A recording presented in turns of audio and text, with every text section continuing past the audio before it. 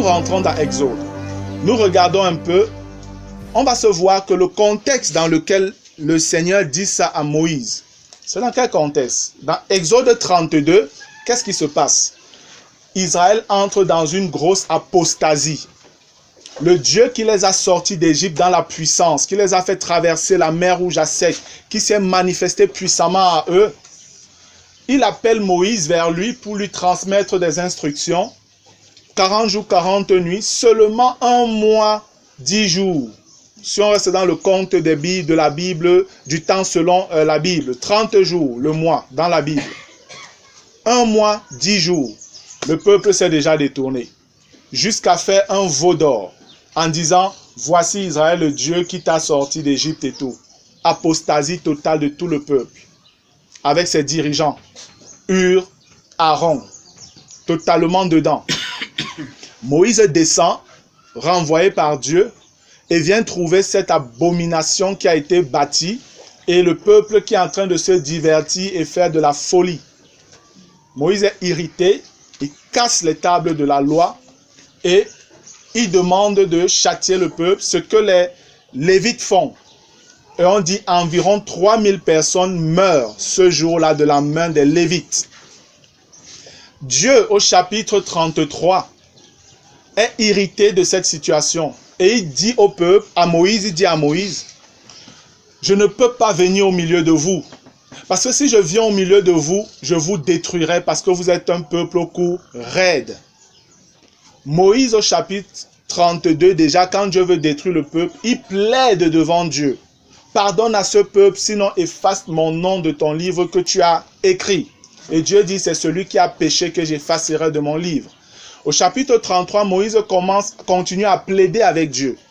Il dit, Seigneur, tu as dit que j'ai trouvé faveur devant ta face. Si j'ai réellement trouvé faveur devant ta face, alors viens avec nous. Viens au milieu de ton peuple. Montre-moi que j'ai vraiment trouvé faveur devant ta face. Fais-moi voir ta face. Et quand on regarde donc dans Ésaïe 33, je préfère qu'on lise ça. Dans Ésaïe 33 donc, Dieu est touché ou se laisse toucher par l'intercession de Moïse. Et le Seigneur dit dans Ésaïe 33 à partir du verset 18, Exode 33 à partir du verset 18, le Seigneur dit, Moïse dit, fais-moi voir ta gloire. Et l'Éternel répondit, je ferai passer devant toi toute ma bonté et je proclamerai devant toi le nom de l'Éternel. Je fais grâce à qui je fais grâce et miséricorde à qui je fais miséricorde. Amen. Voilà le contexte dans lequel le Seigneur prononce cette parole que Paul prononce également dans Romains. En fait, qu'est-ce que Paul veut faire ressortir ici? Les Juifs sont des personnes très fières. Et les Juifs estiment qu'elles sont le peuple de Dieu. Et les autres nations, ce n'est pas le peuple de Dieu. Dieu doit les détruire. Ces peuples-là ne méritent même pas la grâce de Dieu. Et Paul est en train de vouloir leur faire comprendre que vous également, vous n'avez rien fait pour mériter la miséricorde et la grâce de Dieu. Vous n'avez rien fait. Dieu souverainement vous a choisi dans sa bonté, dans sa compassion, dans sa miséricorde. Et il parle directement après ça de Pharaon. Pour faire comprendre, quand il parle du fait que Dieu dit « Je fais grâce à qui je fais grâce et miséricorde à qui je fais miséricorde, compassion », il veut leur rappeler l'épisode d'Exode, Amen, 32, où tout le peuple est tombé dans l'apostasie. Dieu est entré en colère contre le peuple.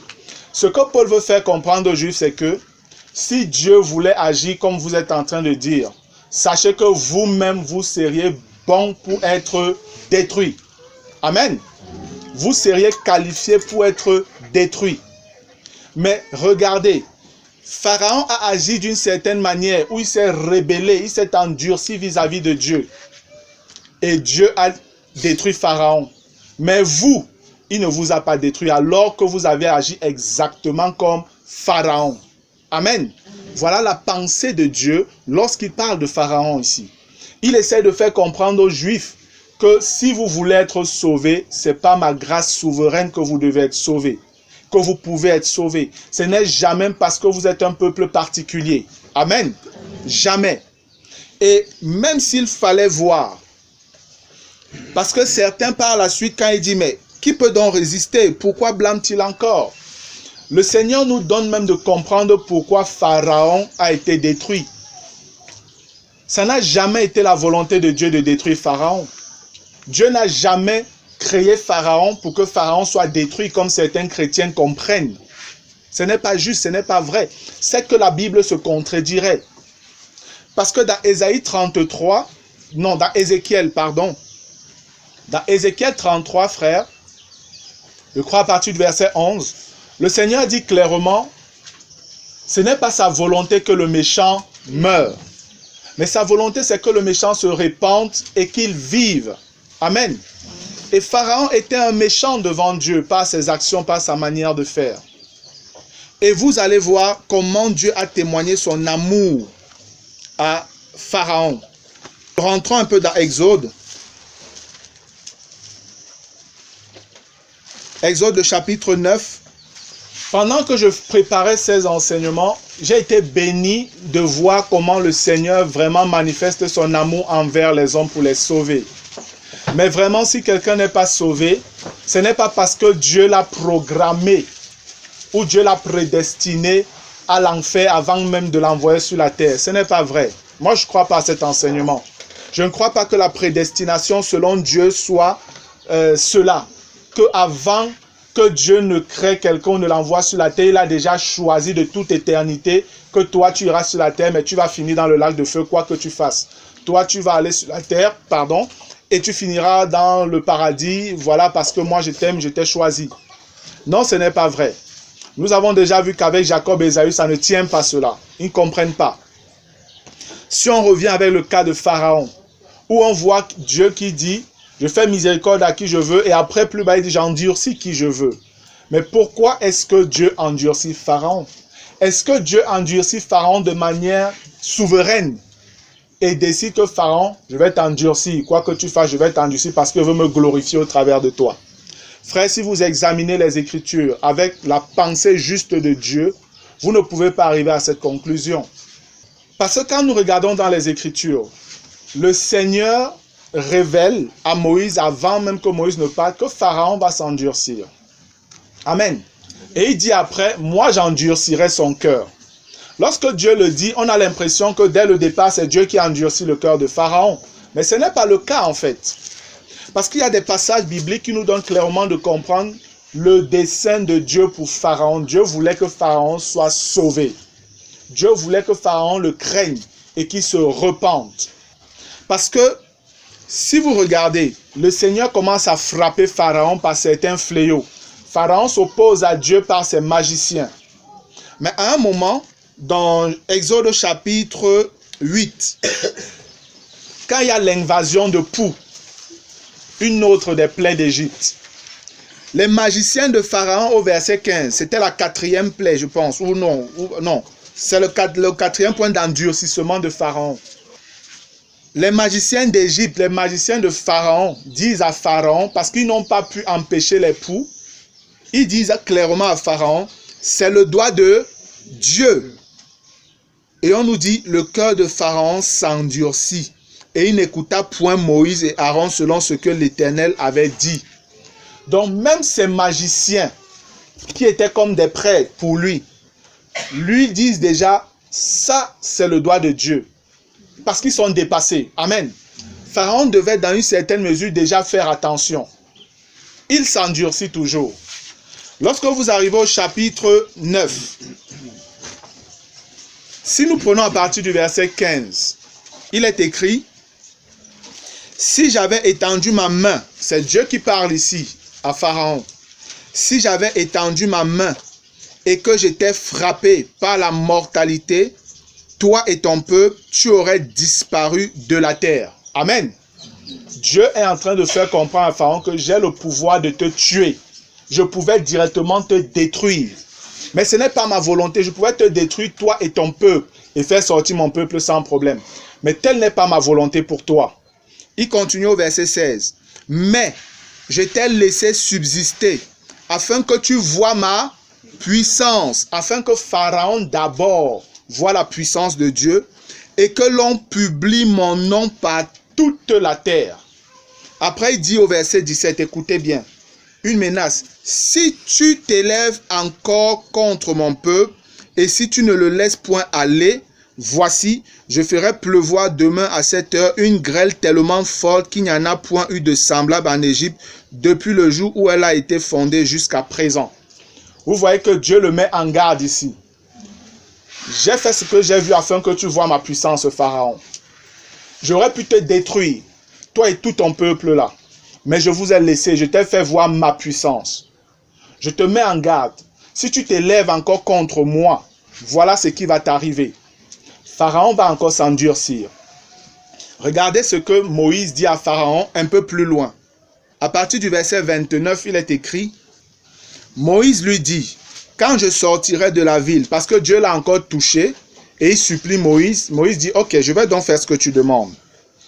Quand je sortirai de la ville, je lèverai mes mains vers l'Éternel, les coups de tonnerre cesseront et il n'y aura plus de grêle, afin que tu saches que la terre est à l'Éternel. Et regardez la suite, 30. Mais je sais que toi et tes serviteurs, vous ne craindrez pas encore l'Éternel Dieu. Qu'est-ce que la Bible dit? La crainte de l'Éternel est le commencement de la sagesse. Donc, Dieu a envoyé toutes ses plaies en Égypte sur Pharaon et son peuple, afin que Pharaon connaisse qu'il y a vraiment un Dieu qui est l'Éternel, que Pharaon craigne et que Pharaon se soumette à lui. Amen. Est-ce que vous comprenez ça, frère? Mais Pharaon a passé son temps à s'endurcir. Pharaon s'est endurci 7 fois devant les manifestations de la puissance de Dieu. C'est la 8e fois que la Bible dit clairement l'Éternel endurcit le cœur de Pharaon. Mais toutes les autres fois, la Bible disait Pharaon s'endurcit. Pharaon s'endurcit. Donc lui-même, il s'endurcissait. Il résistait à ce que le Seigneur faisait. C'est la 7e fois, la 8e fois que la Bible dit clairement l'Éternel endurcit le cœur de Pharaon. Amen. Maintenant, si Dieu a donné autant de temps, 7 occasions à Pharaon, 7 c'est le chiffre de la perfection. Le temps que Dieu lui a donné pour qu'il comprenne qu'il y a un Dieu et qu'il craigne ce Dieu-là. Mais il s'est endurci, endurci, endurci et endurci. Qu'est-ce que la parole dit? Lorsque vous prenez Proverbe 29,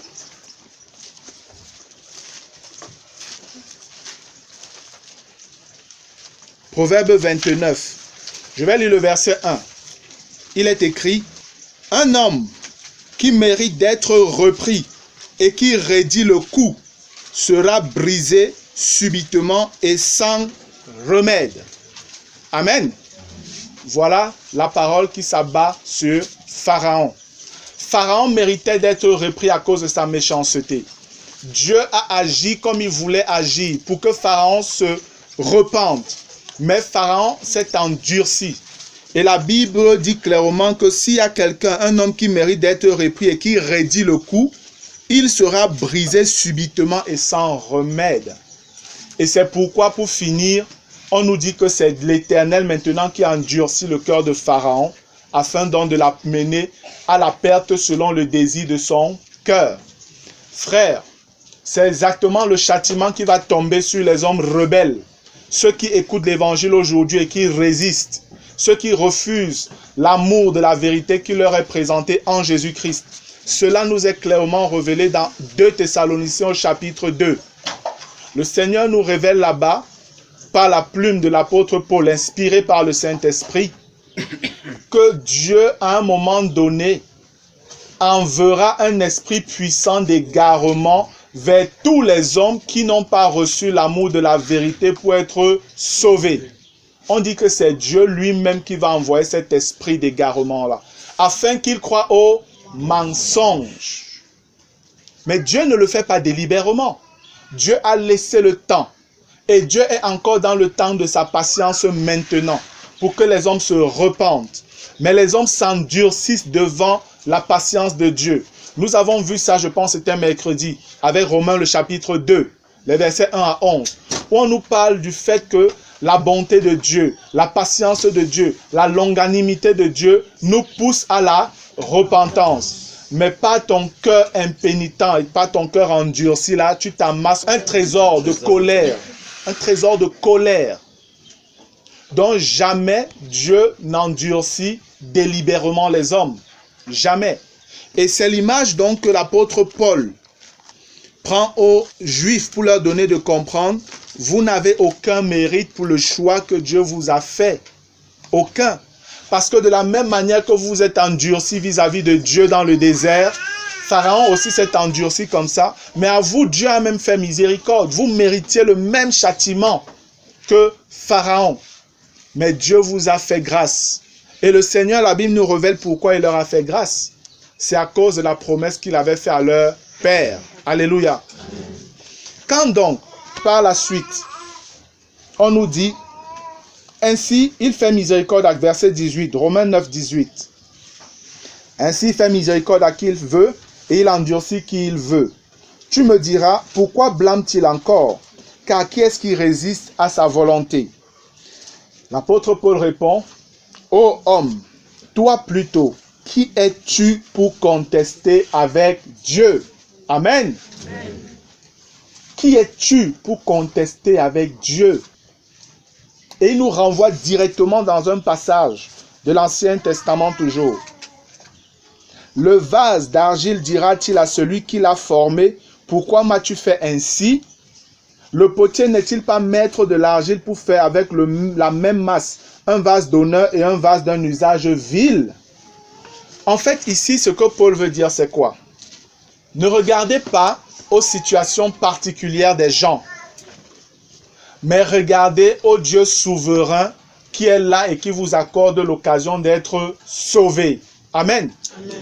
N'entrez pas en contestation avec Dieu, mais ce qui est important pour vous, c'est de voir comment vous pouvez être sauvé. C'est ça votre problème avec Dieu. Mais les hommes passent le temps à passer Dieu en jugement. C'est une grosse folie, frère. Je vais le dire simplement comme ça. Parce que vous êtes des pécheurs. En réalité, nous sommes dans la position du peuple juif rebelle. Nous sommes dans la position de Pharaon qui se rébelle aussi, qui s'endurcit devant Dieu. Et si Dieu décidait, dans sa souveraineté, de nous punir, Dieu aurait totalement raison de le faire. Mais ce que le Seigneur manifeste ici, c'est l'accomplissement d'une parole qui est écrite dans le livre de Jacques. La miséricorde triomphe du jugement. Alléluia. Amen. La miséricorde triomphe du jugement. Dieu, dans son amour, veut sauver les hommes. Comprenez que la bataille de Dieu n'est pas avec les hommes, frères. Comprenez-le. Les hommes, de manière absolue, ne sont pas ennemis de Dieu. La Bible dit, c'est vrai, que nous sommes en inimitié avec Dieu à cause de notre vie de péché. Mais l'ennemi de Dieu, c'est Satan. Dans la Bible, il n'y a pas un seul passage, à ma connaissance, où Dieu appelle l'homme son ennemi. Où Dieu dit à l'homme, tu es mon ennemi. Mais il y a des passages où le Seigneur dit clairement à Satan que Satan c'est l'ennemi. Satan c'est l'ennemi. Lorsque le Seigneur parle aux hommes par rapport à leur méchanceté, il parle tout de manière globale. Mais l'homme, individuellement, Dieu l'aime et Dieu a envoyé son Fils afin que quiconque croit soit sauvé. Amen. Quiconque. Parce que quand je méditais à cela, Seigneur, qu'est-ce que tu as avec les hommes? Le Seigneur m'a donné une image qui m'a béni et qui montre vraiment son amour et sa position vis-à-vis de l'homme par rapport à Satan.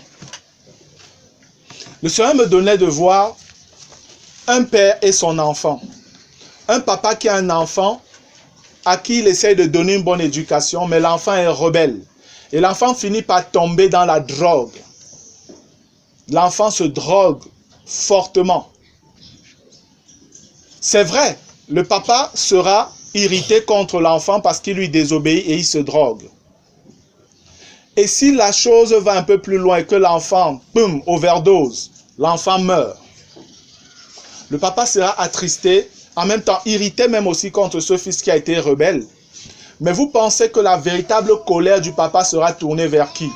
Vers l'enfant ou vers le dealer qui vendait cette drogue à son enfant? Hein? Vers le dealer. C'est la même position que Dieu a vis-à-vis des hommes par rapport à Satan. Amen. Dieu est en colère contre les hommes parce que les hommes désobéissent. C'est vrai. Mais Dieu aime les hommes parce que les hommes lui appartiennent. Amen. Il aime les hommes et il fait tout pour que les hommes reviennent sur le droit chemin. La colère de Dieu est véritablement tournée vers son ennemi qui est Satan, frère. Donc, c'est incompréhensible sur ce plan qu'on vous dise que Dieu a créé des hommes pour l'enfer et il a créé des hommes pour le paradis. Comme si Dieu s'amusait. Il n'y a pas de justice dans cette manière de voir. Et notre Dieu est juste. Amen. Amen. Notre Dieu est juste. Lorsque l'apôtre nous dit, ô homme, toi plutôt, qui es-tu pour contester avec Dieu? Rentrons un peu dans l'Ancien Testament.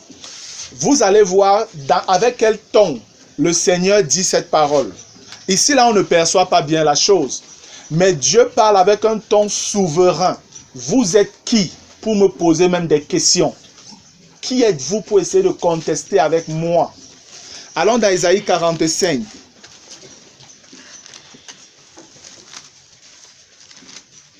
Isaïe 45, je vais lire à partir du verset 9. Il est écrit, « Malheur à qui conteste avec son Créateur. » Amen. Vous voyez qu'il se positionne directement comme le Créateur. Le Créateur a droit de faire ce qu'il veut. Vous lui appartenez, vous êtes sa chose. Malheur à qui conteste avec son Créateur. Vase parmi les vases de terre.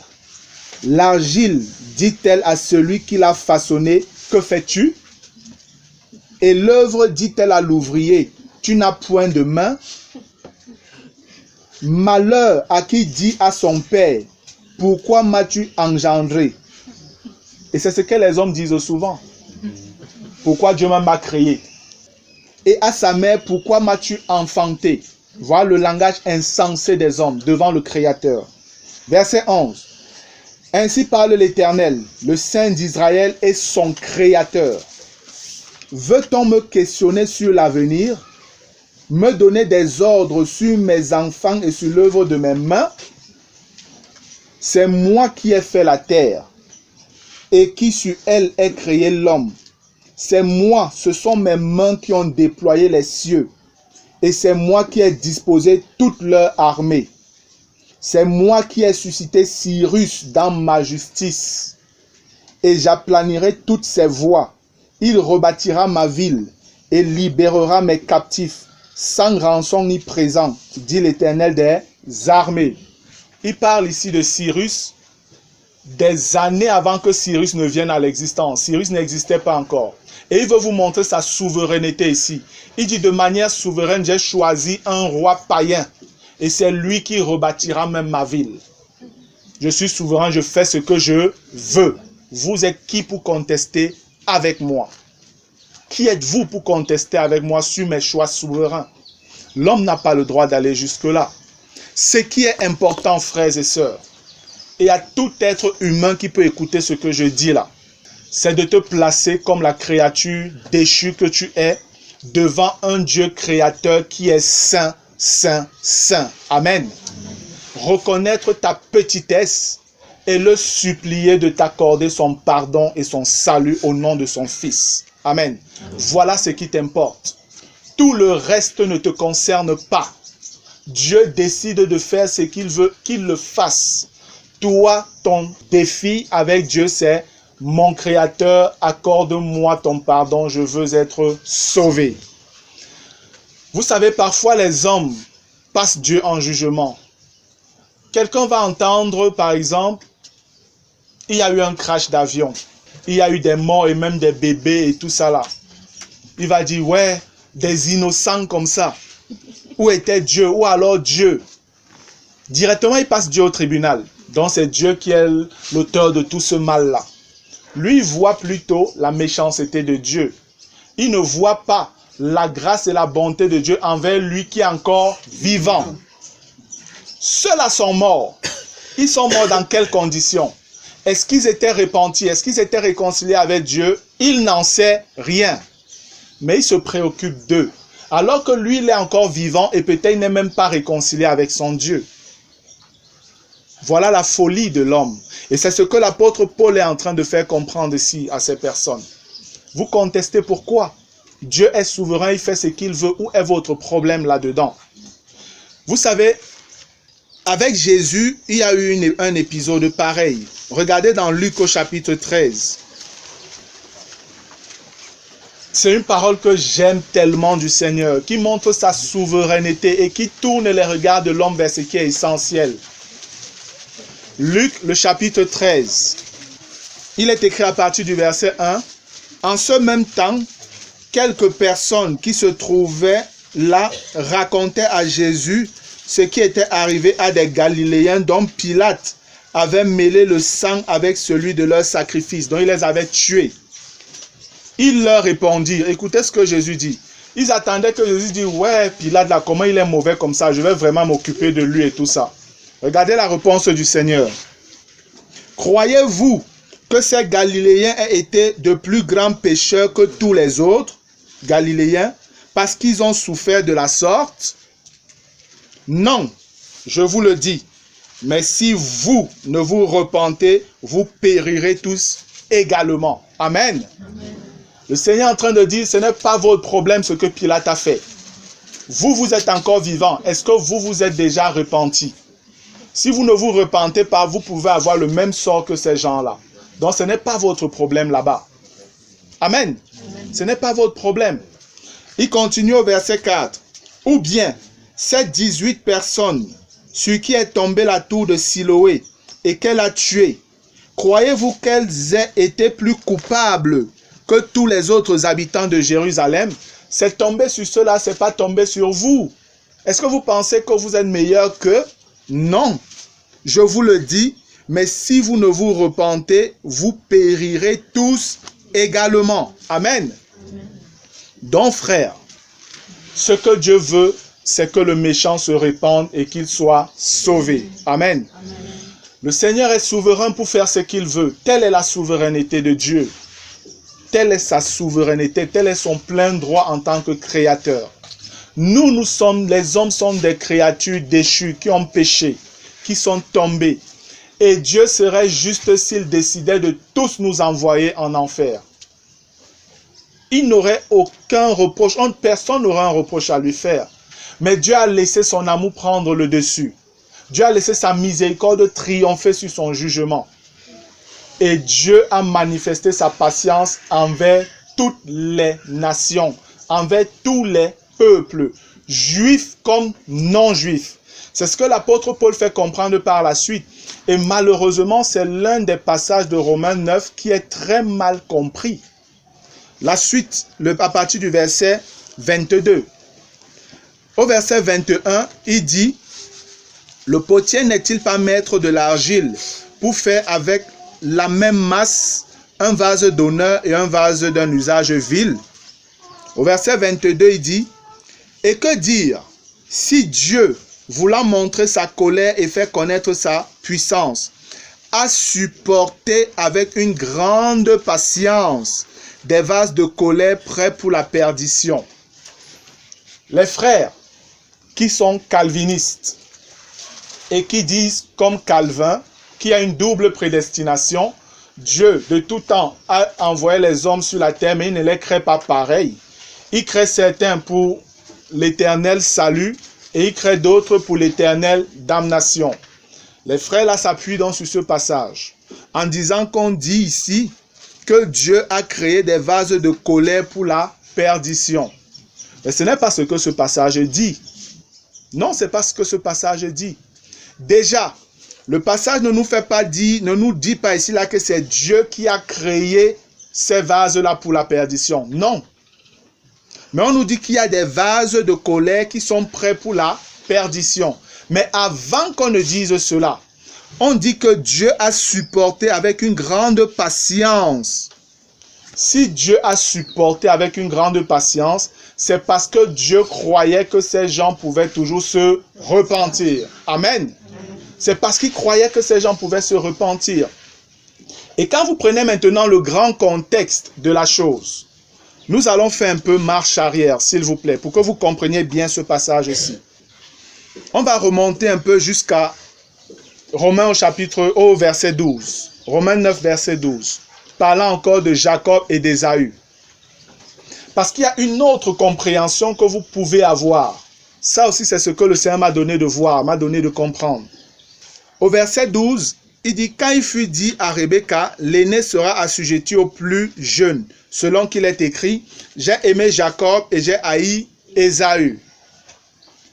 Une chose que le Seigneur m'a fait comprendre réellement, c'est que Romains 9 nous révèle le plan souverain de Dieu pour le salut de l'humanité.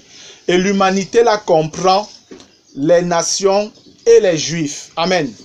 Pour amener à l'existence ce qu'on appelle aujourd'hui l'Église. Amen.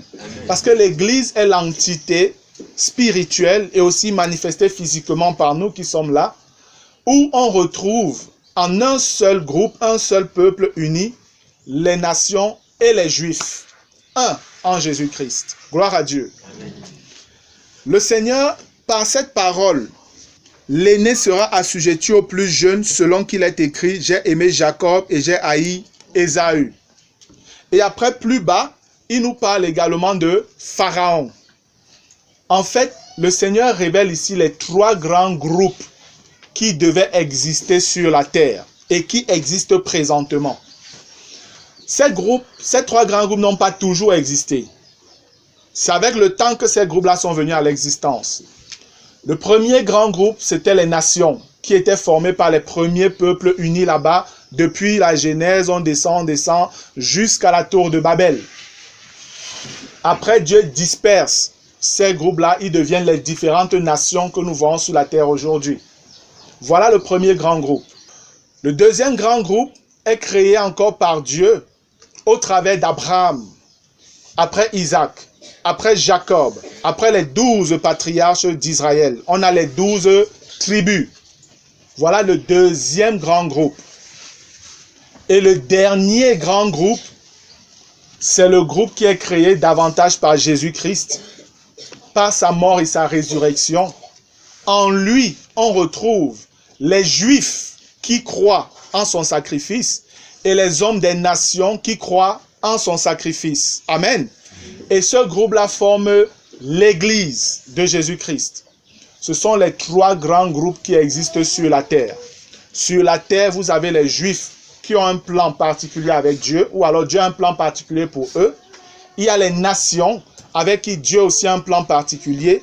Et il y a l'Église avec qui Dieu a également un plan particulier. Si vous regardez dans 1 Corinthiens au chapitre 10, le Seigneur nous parle clairement de ces groupes-là. 1 Corinthiens 10, le verset 32, le Seigneur dit, « Ne soyez en scandale ni aux Grecs », les Grecs ici parlent des nations, c'est le premier groupe réellement. Après il dit, « Ni aux Juifs », c'est le deuxième groupe qui a existé. Et il dit enfin, ni à l'Église de Dieu. Amen. Voilà les trois groupes et il les a donnés par ordre d'existence. C'était d'abord les Grecs, en fait, qui représentent les nations, tous ceux qui ne sont pas juifs. Après, les Juifs sont venus à l'existence. Et enfin, l'Église. Et c'est ces peuples-là que Dieu, en fait, représente encore dans Romains 9 également. Lorsque vous lisez le verset 12, l'aîné sera assujetti au plus jeune, selon qu'il est écrit, j'ai aimé Jacob et j'ai haï Ésaü.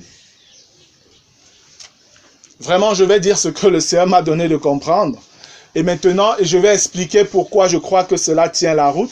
Ça, c'est la compréhension que j'ai. Personne n'est obligé de l'accepter. Amen. Mais c'est la compréhension que j'ai. Jacob, entre Jacob et Ésaü, qui était le grand frère? Ésaü était le grand frère. Mais, selon l'annonce du Seigneur, qui est reconnu comme le grand frère devant Dieu? Jacob. Amen. Pharaon représente qui dans la Bible? Ou alors l'Égypte? Pardon? Pharaon est l'image du diable et tout. En fait, les nations, les gens qui ne connaissent pas Dieu. Amen. Pharaon représente les gens qui ne connaissent pas Dieu. Donc, on voit ici, on a Jacob, on a Ésaü et puis on a les nations. Maintenant, si on s'en tient à ce que nous vivons, nous voyons, entre Israël et l'Église, qui est venu à l'existence avant l'autre? Israël. Donc, Israël est censé être le grand frère de l'Église. Amen. Mais maintenant, dans le plan de Dieu, et même son plan éternel, qui est celui qui aura la primauté devant Dieu? Israël ou l'Église? L'Église. On voit le petit frère qui est maintenant devenu le grand frère. Amen. Et quand vous regardez au quotidien, vous allez vous rendre compte que Jacob est celui-là qui a reconnu l'importance des choses saintes. Amen. Et il a tout fait pour les saisir. Et il les a saisis. Amen. Quand vous regardez Ésaü, la Bible nous dit que Ésaü, dans Hébreux 12, je crois, la Bible nous révèle Ésaü comme un débauché et un profane qui a méprisé les choses saintes, le droit d'aînesse que Dieu lui avait donné. Et c'est exactement ce que Israël terrestre a fait. Amen. Israël a méprisé la place que Dieu lui avait donnée pour se tourner vers des dieux étrangers. Et c'est ainsi que Dieu suscite donc un autre peuple à qui il donne la primauté sur Israël. Amen. Nous voyons donc en réalité, de manière analogique, Dieu nous présente ici Jacob, qui est l'église fidèle devant Dieu, Ésaü, qui représente Israël, qui est dans la rébellion actuellement devant Dieu, et il nous présente également les nations. Amen. Nous avons donc l'humanité qui est là, face au plan souverain de Dieu pour le salut, selon que Dieu l'avait décidé sans demander l'avis de personne. Sans demander l'avis de personne. On pourrait se demander, mais comment toi tu fais pour voir Jacob ici? Ou alors l'église en Jacob. Comment tu fais pour voir Israël en Ésaü?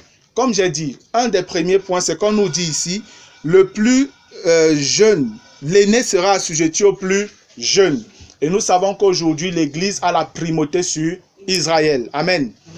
Pour Pharaon, c'est un peu plus facile. Tous les chrétiens comprennent que l'Égypte, c'est le monde. N'allez pas en Égypte, ne machin Égypte et tous les chrétiens, là, c'est facile. Mais quand on regarde, on peut se dire, mais Ésaü, lui, il n'a rien à voir avec Israël. Ésaü, c'est Édom. Ésaü, c'est Édom. Pourquoi maintenant tu dirais qu'Ésaü, c'est Israël dans la rébellion? Moi, quand le Seigneur, je crois, m'a donné de percevoir ces trois grands groupes-là, je me suis posé cette question, Seigneur, comment est-ce que Ésaü, c'est Israël? Il n'y a pas réellement de lien. Israël, c'est Jacob. Amen. C'est comme ça que j'ai perçu. Israël, c'est Jacob. Frère, le Saint-Esprit m'a conduit dans Galates.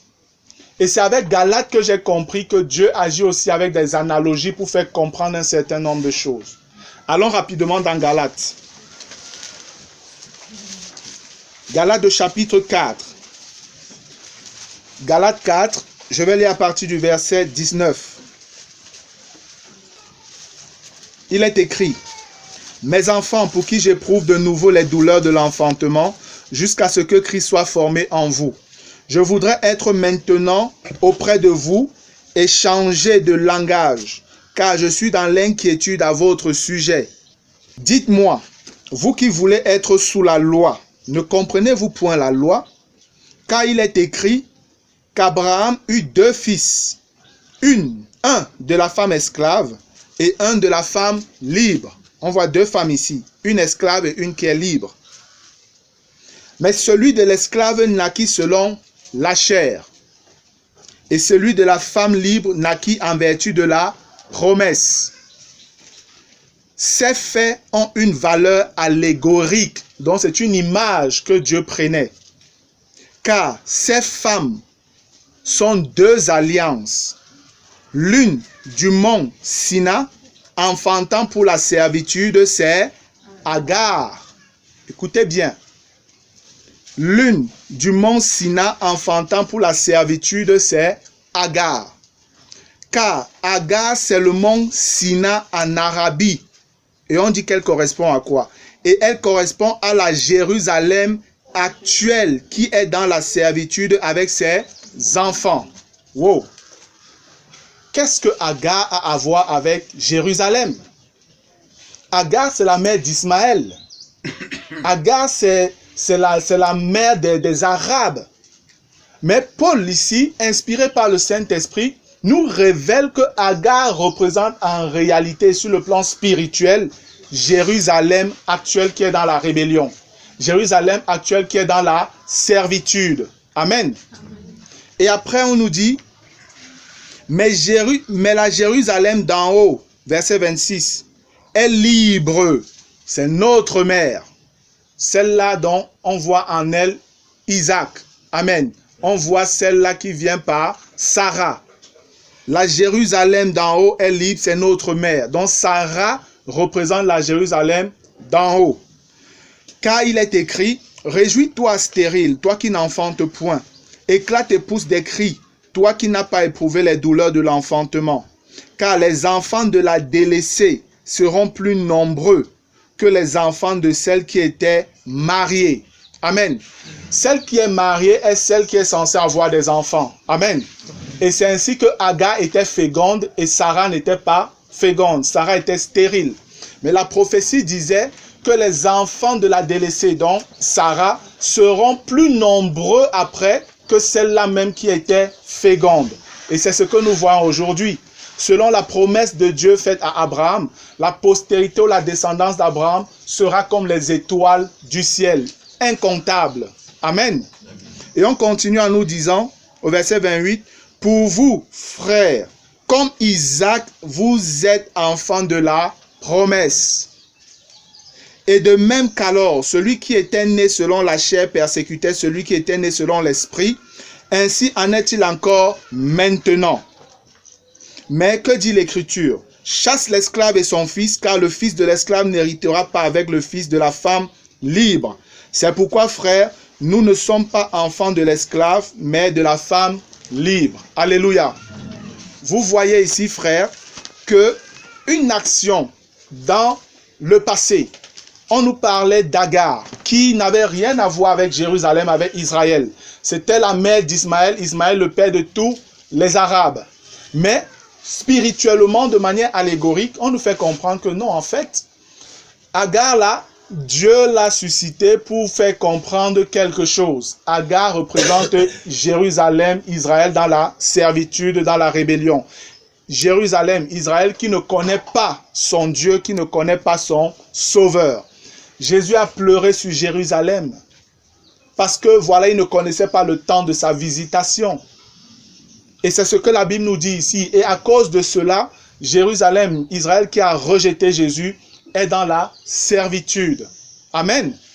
C'est ainsi donc que le Seigneur me donnait de comprendre, Jacob représente de manière spirituelle l'Église fidèle. Ésaü le profane, qui n'a pas su prendre en compte les choses sacrées. Et quelles étaient les choses sacrées que Dieu lui a confiées? À Israël, je parle Ésaü comme Israël dans la rébellion, dans la servitude. Les versets 4 et 5 nous présentent toutes les grâces et les bénédictions que Dieu avait confiées à Israël. Mais ils ont méprisé cela. Mais si vous examinez ces choses, vous allez voir que ceux qui bénéficient pleinement même de ces choses aujourd'hui, c'est l'Église. Amen. Amen. Quand on vous parle, qui sont Israélites? Le Seigneur, quand on regarde, je crois, c'est dans Galates, on parle de l'Israël de Dieu, parlant également de nous. Sur le plan spirituel, nous sommes aussi pris comme Israël. C'est pourquoi on peut dire qui sont Israélites. Après, on vous dit à qui appartient l'adoption. Nous sommes entrés en Christ par adoption également. Après, on vous parle de la gloire. Ce n'est même plus à redire. Amen. La gloire dans laquelle nous sommes est beaucoup plus grande que celle que Moïse avait proposée aux Juifs. Et puis, on vous parle les alliances. Nous sommes entrés dans cette alliance-là avec Dieu et il y a tellement de bénédictions qui sont attachées à cela aujourd'hui. Et puis on vous parle de la loi. Nous sommes dans la véritable loi qui est la loi de l'esprit de vie en Jésus-Christ. Après le culte, c'est nous qui rendons un culte véritable à Dieu par l'esprit, en esprit et en vérité.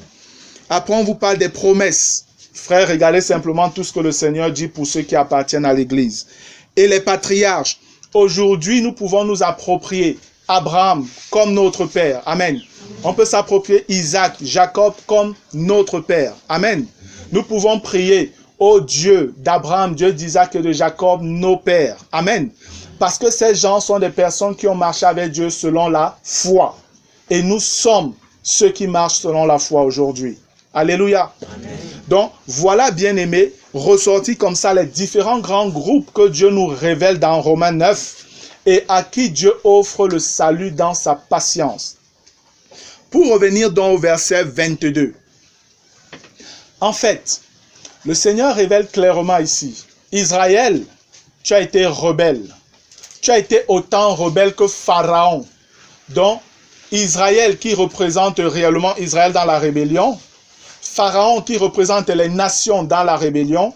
Israël pense, les nations, on peut même les détruire parce que c'est un peuple rebelle. Mais Paul, ou alors le Seigneur au travers de Paul, révèle à Israël, toi également Israël, tu es rebelle. Donc, s'il fallait détruire, toi aussi je te détruirai. Amen. Et en fait, le verset 22, je crois pour ma part que c'est mal traduit ici, la compréhension. Ça, tel que c'est traduit dans Louis II, la compréhension est un peu difficile. Mais ce qui donne de voir qu'il y a quand même un tic avec cette traduction-ci, c'est quand on parle de Dieu a supporté avec une grande patience. Dieu a supporté avec une grande patience. En fait, ça révèle quoi? Que ce soit les nations, que ce soit Israël, le Seigneur a manifesté sa patience envers ces deux grands groupes-là, afin que son Fils arrive et donne l'occasion à ces deux groupes d'être totalement pardonnés. Amen. D'être totalement pardonnés. C'est en cela que Dieu a manifesté sa patience, alors qu'il pouvait manifester sa puissance et les détruire. Lorsque vous regardez dans Parole vivante, je vais lire ce même verset dans Parole vivante, c'est un peu plus clair dans Parole vivante.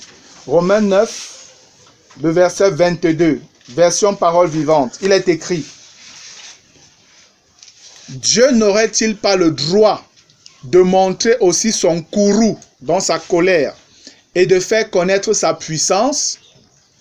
Qu'as-tu alors à redire si, au lieu de détruire les objets de sa colère, déjà mûrs pour le jugement, il continue à les supporter avec une infinie patience? Alléluia. En fait, on montre clairement ici que Dieu serait dans son droit s'il décide de manifester sa puissance et détruire tous ces gens. Remarquez ici, frères, que quand on parle de vase de colère, certains pourraient voir les nations. Mais non. Paul a déjà démontré, et ça même bien avant. Dans Romains 3, Paul dit, j'ai déjà démontré que juifs et non-juifs sont tous pécheurs. Amen. Tous. Et il dit, tous ont péché et sont privés de la gloire de Dieu. Donc, les deux grands groupes-là, Dieu agirait avec justice s'il manifestait sa puissance de destruction contre ces deux groupes-là. Mais Dieu a manifesté sa puissance envers les deux grands groupes. Amen. C'est ce que le verset 22 en fait nous révèle. Vous allez voir dans la suite comment Dieu va mettre chacun à sa place. Gloire à Dieu. Nous sommes en train d'aller à la fin. Et que dire si Dieu, voulant montrer sa colère et faire connaître sa puissance, a supporté avec une grande patience des vases de colère prêts pour la perdition. Les vases de colère ici, c'est l'humanité. L'humanité comprenant les non-juifs et les juifs. Dieu a manifesté sa patience envers ces deux grands groupes-là, parce que tous étaient coupables devant lui. Et au verset 23, on vous dit, « Et s'il a voulu faire connaître la richesse de sa gloire envers des vases de miséricorde qu'il a d'avance préparés pour la gloire. » Amen. Les vases de miséricorde, que Dieu a préparé pour la gloire. Une chose qui est magnifique ici, comme je l'ai dit avant, pour les vases de colère, on ne nous dit pas que Dieu les a préparés. Mais on dit que ces vases de colère sont prêts pour la perdition. Mais pour les vases de miséricorde, on nous dit clairement que c'est Dieu qui les a préparés pour sa gloire. Amen. Et c'est ainsi que dans Éphésiens au chapitre 2, 10, on nous dit nous sommes sa création. Ayant été préparés pour accomplir les bonnes œuvres que Dieu a disposées d'avance pour nous afin que nous les accomplissions. C'est ce qu'il est en train de faire comprendre ici. Et plus bas, regardez ce que Paul dit au verset 24. Ainsi, il nous a appelés non seulement d'entre les Juifs, mais encore d'entre les païens. Alléluia. Là, on voit quoi? L'Église. Là, on voit l'Église. Donc, Paul met les deux grands groupes au même niveau, sous la colère de Dieu, et ces deux grands groupes bénéficient de la miséricorde, de la patience de Dieu, afin que des deux-là, ils puissent avoir un peuple qui est désormais l'Église. Un peuple doux, qui est composé des Juifs et des non-Juifs. Amen. Et il explique par la suite comment la chose est faite. Lorsque vous regardez à partir du verset 25, il prend maintenant les prophéties pour montrer à ces gens que le fait que les nations devaient être sauvées, ce n'est pas quelque chose de nouveau. Vos prophètes même les avaient déjà annoncés, mais vous ne compreniez pas. Regardez ce que vos prophètes ont dit concernant les nations. Versets 25 et 26. Selon qu'il le dit dans Osée, j'appellerai mon peuple celui qui n'était pas mon peuple, et bien-aimé celle qui n'était pas là, bien-aimée. Et là où on leur disait, qui leur disait ça? C'était les Juifs. Et là où on leur disait, vous n'êtes pas mon peuple, ils seront appelés fils du Dieu vivant. Alléluia. Ça c'est pour les nations. Nous qui n'étions pas appelés peuple de Dieu, nous qui n'étions pas appelés bien-aimés, les Juifs nous méprisaient, les goïms, les gens qui ne connaissent pas Dieu. Mais Dieu avait déjà annoncé que ceux-là qui étaient méprisés comme ça, il allait les prendre comme siens. Alléluia. Et il accomplit au travers de Jésus-Christ. Gloire à Dieu. Regardons ce qu'il dit maintenant concernant Israël. Ésaïe de son côté s'écrit au sujet d'Israël. Quand le nombre des fils d'Israël serait comme le sable de la mer, un reste seulement sera sauvé. Car le Seigneur exécutera pleinement et promptement sur la terre ce qu'il a résolu. Et comme Ésaïe l'avait dit auparavant, si le Seigneur des armées ne nous avait laissé une postérité, nous serions devenus comme Sodome. Nous aurions été semblables à Gomorrhe.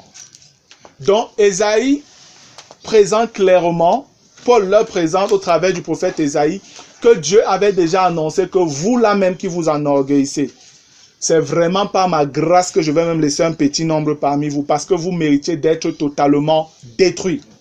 Vous méprisiez ces gens des nations qui ne me cherchaient pas, qui ne faisaient même pas partie de mon peuple. Mais c'est eux qui m'ont véritablement accepté. Mais vous là, tout le gros peuple que j'avais, comme le sable de la mer, il n'y a qu'un petit nombre. Ce qui révèle encore le cœur orgueilleux et endurci du peuple juif. Gloire à Dieu. Le verset 30 donc dit, l'apôtre est en train de conclure sur ce plan, il dit, que dirons-nous donc? Les païens qui ne cherchaient pas la justice ont obtenu la justice qui vient de la foi. Paul vient maintenant pour faire comprendre à ces juifs, c'est par la foi que vous devez être sauvés. Amen. C'est par la foi. Tandis qu'Israël, qui cherchait une loi de justice, n'est pas parvenu à cette loi. Parce qu'il n'y a pas une loi qui apporte la justice. Amen. La loi condamne. La loi condamne. La loi n'apporte pas le salut. La loi n'apporte pas la justice. La justice s'obtient par la foi en Jésus-Christ. Amen. C'est pourquoi je dis, frère, et ce n'est pas moi qui le dis, j'interprète simplement ce qui est écrit. Romains nous fait clairement comprendre que nul jamais n'a été sauvé par les œuvres de la loi. Mais c'est toujours par la foi que les gens ont été sauvés. Amen. Depuis Abraham, et même avant Abraham, quand on remonte même à quelqu'un comme Abel, Abel a offert un sacrifice d'animal, le sang a coulé. Et ce sacrifice-là représentait vraiment le sacrifice de Jésus. Et le sang qui coulait, c'était le sang parfait de Christ qui pouvait sauver Abel. Comme ce sang pouvait sauver le peuple juif en Israël. Et devait le sauver pendant le temps qui sera établi en terre où coule le lait et le miel. Et ce même sang devait venir nous sauver de manière parfaite à nous qui sommes aujourd'hui dans le ministère de l'Esprit en Jésus-Christ. Amen. Jamais la loi n'a sauvé personne. Au contraire, la loi a toujours condamné les hommes. Verset 32. Pourquoi? Pourquoi est-ce qu'il n'y a pas eu cette loi qui pouvait sauver? Parce qu'Israël l'a cherché non par la foi, mais comme provenant des œuvres. Ils se sont heurtés contre la pierre d'achoppement. Et la pierre d'achoppement, c'est qui? C'est Jésus. Voilà. Voilà une preuve encore que jamais les œuvres de la loi n'ont sauvé personne. C'est Jésus. Depuis le commencement, depuis la chute, c'est Jésus, la postérité d'Ève que Dieu avait annoncé qui écraserait la tête du serpent. C'était Jésus. Et c'est lui seul qui était le moyen de salut que le Père avait préparé. Amen. Amen. Ce n'est pas la loi. La loi était simplement là comme un pédagogue pour essayer de diriger les hommes sur les voies droites du Seigneur. Mais pour que ces hommes-là soient sauvés, ce n'était pas dans l'observance de la loi, c'était dans la foi en ce que les éléments de la loi représentaient. Et tous les éléments de la loi représentaient une seule personne, Jésus-Christ de Nazareth. Alléluia. Lui seul, de tout temps, frère, est l'objet du salut de toute l'humanité. Les Juifs ne l'ont pas compris. Les Juifs ont mis leur espérance sur leurs œuvres, sur la pratique d'un ensemble de choses qu'ils ne comprenaient même pas, qu'ils violaient même constamment. Mais Jésus est venu afin d'accomplir toutes choses parfaitement et il a fait. Alléluia. Amen. Et au verset 33, il dit, selon qu'il est écrit, voici, je mets en Sion une pierre d'achoppement et un rocher de scandale. Et celui qui croit en lui ne sera point confus. Amen. Voilà ce que le Seigneur dit. Si on progresse un peu au chapitre 10, il dit, frères, le vœu de mon cœur et ma prière à Dieu pour eux, pour les Juifs, c'est qu'ils soient sauvés. Ça veut dire qu'ils ne le sont pas tant qu'ils n'ont pas compris cela. Je leur rends le témoignage qu'ils ont du zèle pour Dieu, mais sans intelligence. Leur intelligence n'est pas renouvelée, donc ils ne connaissent pas la volonté de Dieu. Ils n'ont pas la révélation du salut en Jésus-Christ. Et le verset 3 dit, ne connaissant pas la justice de Dieu et cherchant à établir leur propre justice, ils ne se sont pas soumis à la justice de Dieu, car Christ est la fin de la loi pour la justification de tous ceux qui croient. Alléluia. Amen. Voilà, bien-aimés, le chapitre 9 de Romains. Amen. Amen. Lorsque vous comprenez ça, vous ne pouvez que rendre grâce à Dieu pour sa grande sagesse. Et l'apôtre Paul l'a développé d'un trait. On va peut-être s'arrêter là pour aujourd'hui. Mais quand vous lisez ce que Paul dit par la suite au chapitre 10, il montre réellement l'endurcissement d'Israël à l'annonce du message de la foi par lequel Israël pouvait être sauvé. Et dans Romains 11, il montre le plan de Dieu pour Israël. Dieu a endurci Israël afin de susciter la jalousie dans son cœur, afin que Israël puisse regarder aux grâces que le Seigneur fait à l'Église et que Israël désire à nouveau revenir vers son Dieu. Parce que quoi qu'on dise, C'est Israël qui est vraiment la racine nourricière. Amen. Puisqu'il est écrit que le salut vient des Juifs. Le salut vient des Juifs. Et le Seigneur nous révèle qu'un temps arrive, et il est très proche, où Israël va se repentir et revenir vers son Dieu. Alléluia. Donc, bien-aimés, en regardant ce chapitre 9, Calvin n'avait pas compris. Lui, il est parti sur la base selon laquelle Dieu endurcit Pharaon et Dieu fait miséricorde à qui il veut. Donc, Dieu crée des hommes pour l'enfer et Dieu crée des hommes pour le paradis. Et il dit en cela, Dieu est souverain. Mais je veux dire, non, ce n'est pas vrai. Je vous dis encore, la souveraineté de Dieu en rien n'exclut sa justice. Dès que vous parlez de souveraineté, si vous voulez même parler de prédestination et que la justice de Dieu est touchée, si l'homme peut mettre en contradiction la justice de Dieu avec sa souveraineté ou avec la notion de prédestination telle que les hommes le comprennent, c'est qu'il y a un problème.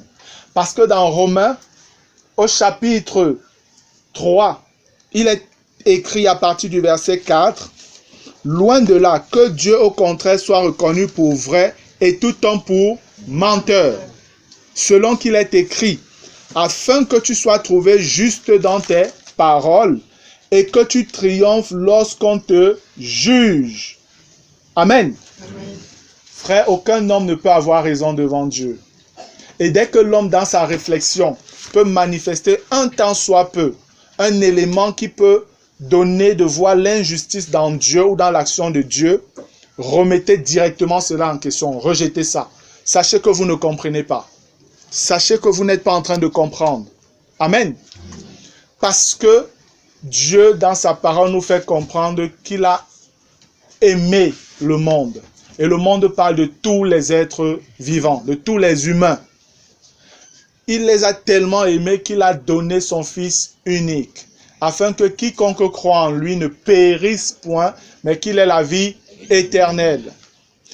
Dans 2 Pierre, vous voyez clairement écrit que Dieu ne tarde pas dans l'accomplissement de ses promesses, dans sa venue, non. Mais il manifeste de la patience, ne voulant pas que les uns périssent, mais voulant que tous arrivent à la repentance. Et nous sommes toujours dans ce temps de patience-là. Au lieu de perdre du temps à essayer de poser des questions à Dieu, à essayer de mettre Dieu en jugement au tribunal, devant la barre, je le redis encore, en toute sincérité, avec crainte, il est bon pour toi, homme, de t'humilier devant ton Créateur et de lui demander pardon pour tes péchés. Je vais terminer avec ce passage de Jérémie, les Lamentations que nous avons lu la dernière fois. Lamentations chapitre 3. Je lis le verset 39. Il est écrit, « Pourquoi l'homme vivant se plaindrait-il? Pourquoi l'homme vivant se plaindrait-il? Que chacun se plaigne de ses propres péchés.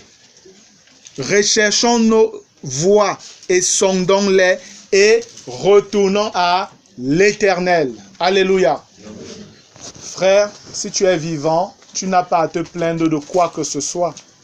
La chose qui est importante, ce n'est pas de savoir pourquoi Dieu fait ça, pourquoi Dieu a fait ça, pourquoi Dieu n'a pas fait ça. Ce qui est important, c'est que tu regardes à tes péchés et que tu te repentes, que tu te retournes vers le Seigneur afin d'être sauvé. Alléluia. Je vais prier.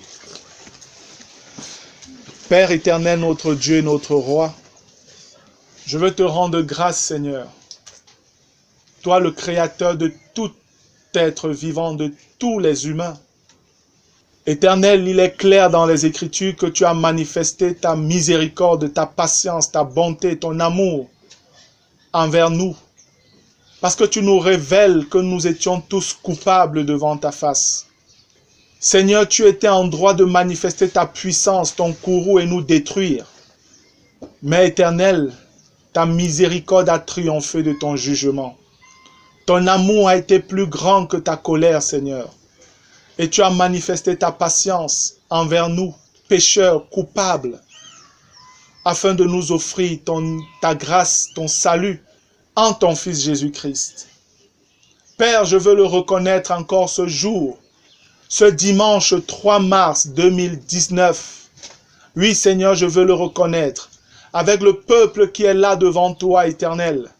Nous voulons le reconnaître, Seigneur, et nous prions que tu nous donnes de comprendre réellement cela, afin de pouvoir l'annoncer aux hommes qui sont encore perdus, qui sont encore ignorants, qui ne comprennent pas tes desseins, et qui, ô Dieu, dans leur folie, veulent obscurcir les desseins du Créateur.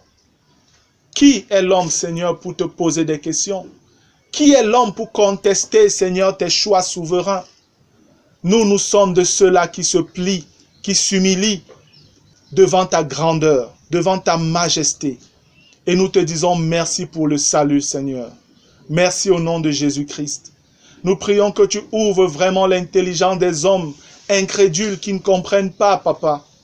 Fais-leur grâce comme tu l'as fait vis-à-vis de nous. Et donne-leur de te connaître en Jésus-Christ. Nous prions même pour Israël, qui est endurci encore aujourd'hui, afin que tu sauves davantage, comme tu es en train de sauver plusieurs dans ton peuple terrestre. Oui, Seigneur, sauve davantage des Juifs. Révèle-toi davantage à eux au nom de Jésus-Christ. Ô Dieu, aie vraiment compassion de l'humanité qui t'ignore de plus en plus. Seigneur, manifeste davantage ta patience. Souviens-toi encore de ta miséricorde, Dieu 3 fois saint. Manifeste encore ton amour en ton Fils Jésus par son sacrifice. Et que le Saint-Esprit rende puissamment ministère pour convaincre les hommes de péché, de justice et de jugement, Seigneur. Attire davantage les hommes à toi et utilise-nous, Seigneur, comme instruments pour annoncer cet évangile par lequel tu les attires. Ô Dieu, nous t'en supplions au nom de Jésus-Christ. Reçois, Éternel, toute la gloire. Merci encore pour cette journée, Papa. Merci pour ce chapitre 9. Et nous t'implorons déjà, Seigneur, pour la suite, avec le chapitre 10, mercredi soir. Éternel, s'il te plaît, sois avec nous dans ta fidélité, au nom puissant et glorieux de Jésus de Nazareth. Amen. Amen. Gloire à Dieu.